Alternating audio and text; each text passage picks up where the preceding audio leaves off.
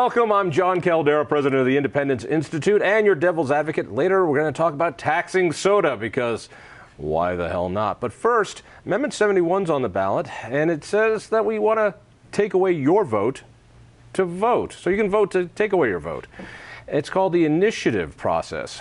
Dane Waters is the chairman of the Initiative and Referendum Institute at the University of Southern California. That sounds awfully fancy. Congratulations on that. Thank you, and thanks for having me. How many years have you been working on initiatives and referendum issues? Close to 30 years. You know, ever since I was 12 years old, I've been working on it. And this has been a passion of yours, not only around the States, but around the world. What is it about the Citizens Initiative, the ability for people to put things on the ballot, that you feel is so important or so empowering? I'm just, from a general point of view, why is this a passion? Well, people have the right to self-determination. I mean, that's what makes us a free society. And as soon as people lose that right to self-determination, I don't know how we can have a true democracy.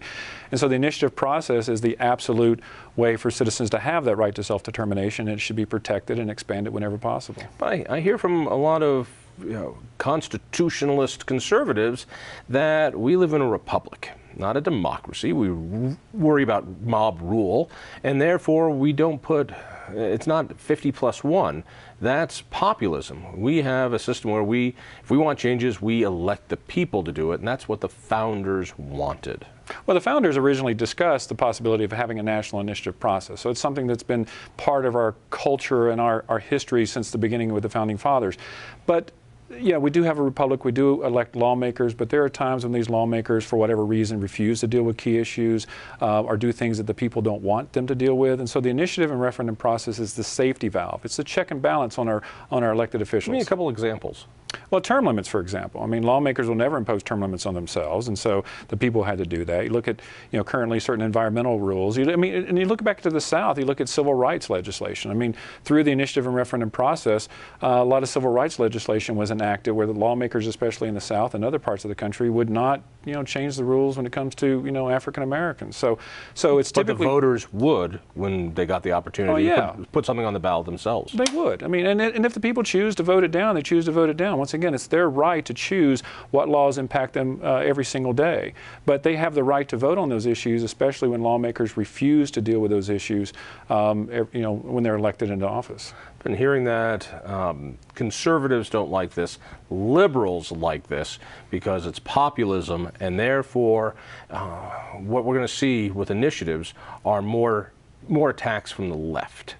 Well, I mean, the reality is no matter what state you're in, liberals and progressives don't like it if they're in control of the legislature, Republicans don't like it if they're in control of the legislature. It really, there's just this fundamental dislike among lawmakers, regardless of the party, toward the initiative process, toward the people, which I find outrageous because, they are there because the people chose them to be elected. So they have the faith and confidence in the people to choose them, but somehow when the people want to vote on a ballot measure, they suddenly get stupid. I mean, either you trust the people or you don't, and that's just what lawmakers seem to forget. At the risk of getting too wonky, the name of your organization at the University of Southern California is the Initiative and Referendum Institute.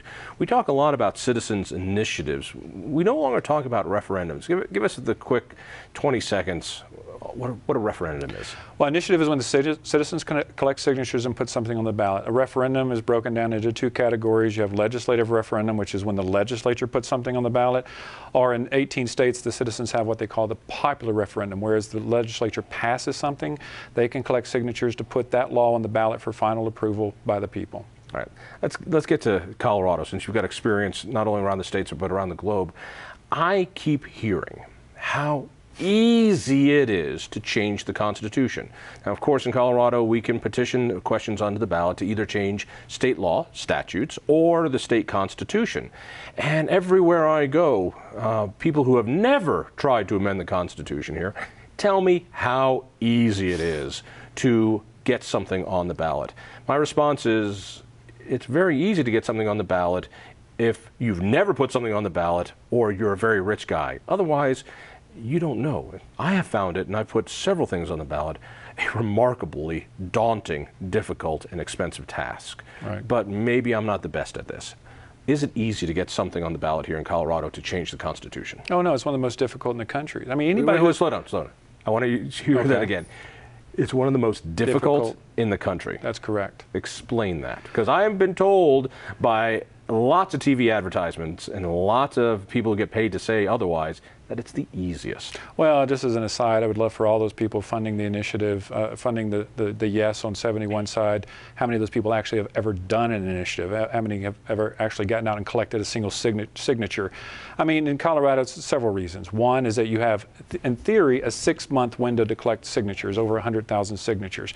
But Colorado has part of the process where the state basically will dictate what the title of the issue is that you circulate.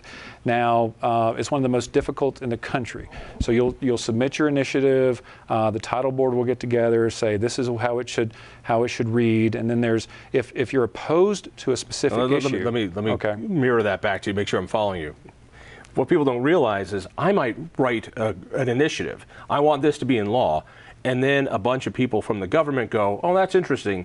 On the ballot, it's going to read like this. Shall there be a change to the Constitution? And they decide what's on the ballot. I might decide what the words will be in the Constitution or in state statute, but a bunch of people who work for government get to decide what it looks like on the ballot. You're telling me that's a little different than most other states. Oh yeah, I mean, you know, you have a process here where a group of individuals, as you said, with the state get together and they say, okay, this is what we believe it should say on the ballot. Now, one of the problems with that is that if you're opposed to a specific issue, then people can file a challenge. Let's say that you're the proponent, right? And you get something that you like. And then somebody who doesn't like you can file a challenge and say, oh, no, it's misleading, it's misrepresenting what it actually is.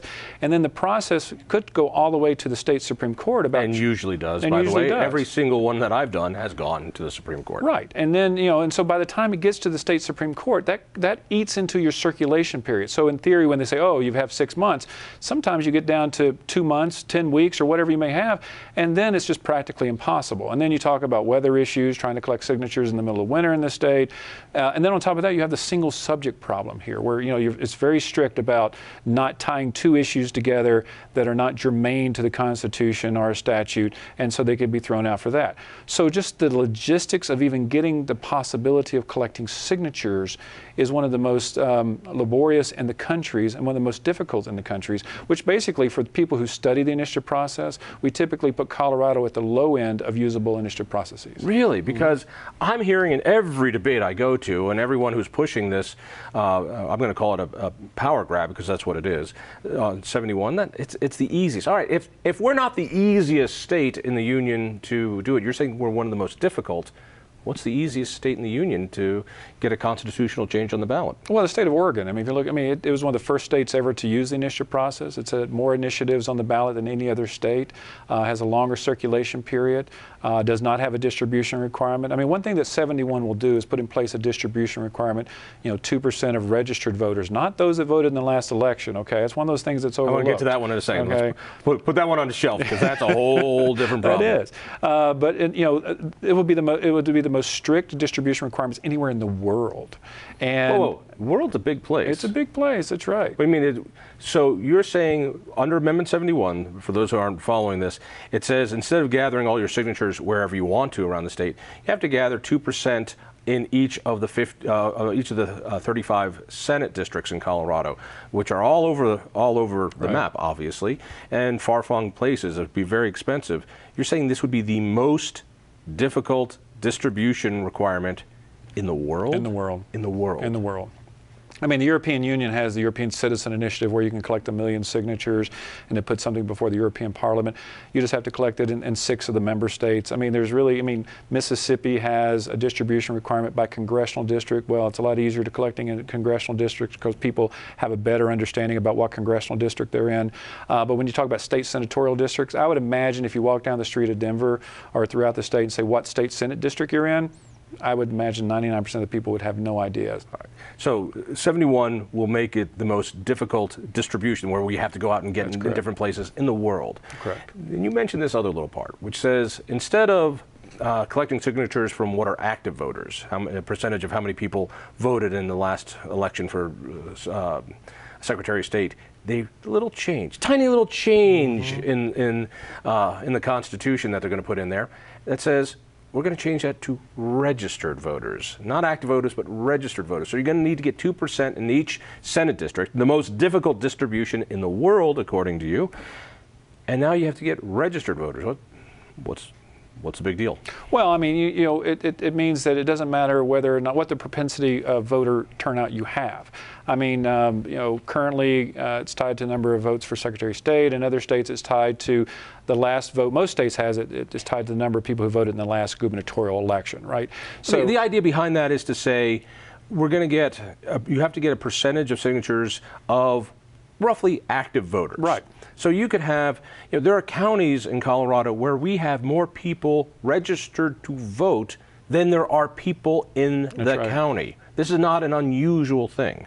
Yeah, and voter registration, when people move out of that state Senate district, I mean, they don't change. I mean, low propensity voters who are registered voters is hard to find. But now you have to get a percentage of those low propensity voters who never participate, who move around the state or who move out of the state, and they're hard to find. So tying it to registered voters is one of the most difficult parts of the change in Amendment 71. It exists only in a few states, and states where it's tied to the number of registered voters. That increases the difficulty by tenfold for those of us who study the initiative process. Why tenfold? Well, because it's hard. Tenfold's a lot. Well, if you compare it to the number of initiatives that make the ballot versus those states that do not require it tied to the number of registered voters and just for voter turnout. So, once again, in states, I mean, first of all, you go back to the easiest state. One thing I'll say is that North Dakota does not. They have no voter rolls whatsoever. Okay, so you collect your signatures, and they're presumed valid unless challenged. Okay, and so to me, that's one of the best states. And if you're going to talk about it as far as number of signatures you have to collect, but if you go back to registered voter requirement, it's very difficult to find registered voters who are there. Because when it comes to those who voted in the last election, you can go and get the voter turnout rolls, and you can say, okay, this Jon Caldara voted. We know that he's still living in this area, so therefore we can go find him. We can do door to door even if we wanted to. So most Senate districts here have about 75,000 registered voters.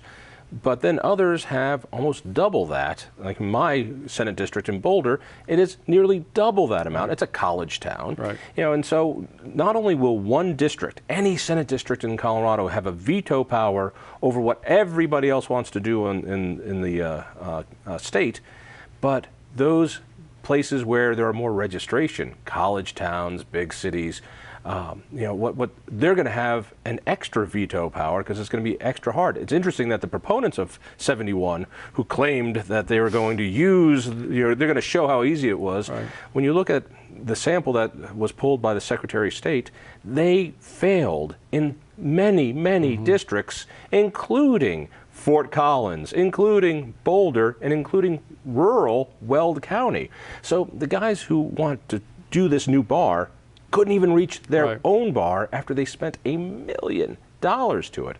Talk to me a little bit about legal fees. Now, every time I have done this, there have been legal fees because there's a fight on whether or not you have enough signatures. When we had the U.S. Senate race for the Republican Party, several people petitioned on, Blaha and Kaiser and Graham and Frazier. And they were all suing each other and suing the Secretary of State. Right. They had to get signatures in only 7 districts. Imagine the lawsuits over 35 districts.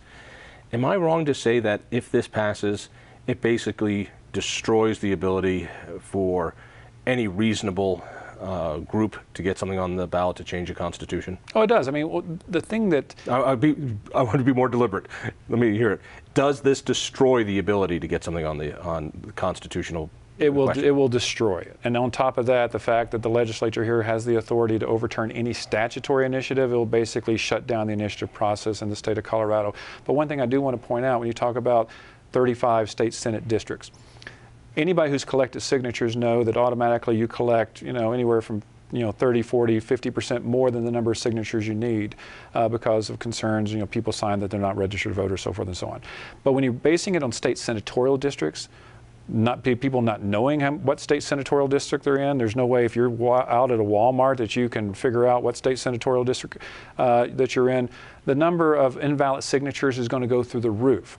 So the number of signatures that you're going to have to collect is going to increase, exponentially. And then that goes to your question about the lawsuits. It's going to give people who are opposed to a specific issue a greater opportunity to challenge the quality of those signatures and have issues struck down off the ballot. So it basically, and basically every litmus test you want to put to it, it will make the initiative process basically impossible to use in the state. All right, run out of time quickly. There's also then the supermajority requirement. So even if we get through all that, in order to pass even a change, if we wanted to go back to campaign finance reform and change one word from and to or, it now takes a supermajority vote. We wouldn't have had Tabor, we wouldn't have term limits, we wouldn't have women's suffrage, we wouldn't have had transparency laws, we wouldn't have all sorts of ethics laws because they wouldn't have reached that 55%. And even the ones that are referred to by the legislature and put on the ballot also require that supermajority. Right. Well, first and foremost, it's the people who own the Constitution. They have the right to put in there whatever they want to, which seems to be lost in this whole debate and discussion. You know, if they want to put 100 amendments in it or 20 amendments or 5, they can do that. But as far as, your question about, constitutional amendments, what's crazy, Florida has a requirement that you must get 60% of the vote for any constitutional amendment to pass. Less than 5% of the issues that are on the ballot ever pass in that state. 55%, once again, is an arbitrary number. But one thing that's been overlooked, in my opinion, is that to get a constitutional protection in this state, you'll now need 55%, but the legislature can put something on the ballot and take away your constitutional protection with a 50% plus 1. So they can take away Tabor if they put it on the ballot with a 50% plus 1. Or campaign finance. Or campaign finance, or term limits, or whatever the issue may be that they don't like later on, that they can get rid of it with a simple majority, which I think is just fundamentally wrong on every single level. Out of all the attacks, John Fundo, I'm blanking out on the magazine. National Review. National Review, that's right. Said that no state has had more attacks on the initiative process than Colorado. Has there been how bad of an attack is this? Let's leave it with this question. How bad of an attack is this onto citizens' rights and the initiative process in Colorado? Well, it's terrible. More taxpayer dollars have been spent by the state defending unconstitutional restrictions on the initiative process than in any other state. With Buckley v. Vallejo and Meyer versus Grant, which both went to the U.S. Supreme Court, which were struck down as unconstitutional. So more of your tax dollars have been spent defending these unconstitutional attacks than in any other state. Colorado has had this hateful relationship, the legislature, with the initiative process ever since it's been around. So there have been more attacks on the initiative process in the state of Colorado than in any other state in the country. People want to get information about the Institute and Referendum Institute? The Initiative and Referendum Institute. At the USC. You go to IandRinstitute.org. IandRinstitute. Dane, thank you so much. I appreciate it. Stay tuned.